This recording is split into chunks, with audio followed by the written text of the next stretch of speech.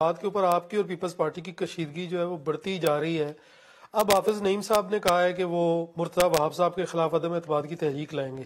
یہ تحریک کامیاب کیسے ہوگی؟ کیونکہ اگر پہلے ان کے پاس ووٹ ہوتے تو وہ مرتضی وہاب صاحب کو وہیں اس ٹائم ڈیفیٹ کر دیتے۔ کراچی میں پیپلز پارٹی اور عوام کا مقابلہ ہے۔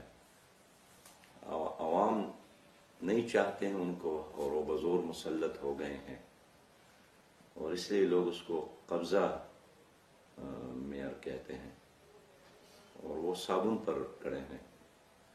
اور ان کو تو پہلے سے سوچنا چاہیے کہ اگر ایک مصنوعی اور جعلی طریقے سے میں میئر بن بھی گیا تو کسی وقت لوگوں کی شعور بیدار ہو جائے، ضمیر جاگ جائے، یا جو ارینجمنٹ ہے وہ آپ کا ناکام ہو جائے تو پھر آپ کیا کریں گے؟ تو اس لیے میں سمجھتا ہوں کہ کراچی میں میئر اب بھی پیپلز پارٹی کا حق نہیں ہے، جماعت اسلامی کا حق ہے۔ انہوں نے بزور لیا ہے، قبضہ کیا ہے، ارینجمنٹ کے ساتھ کیا ہے۔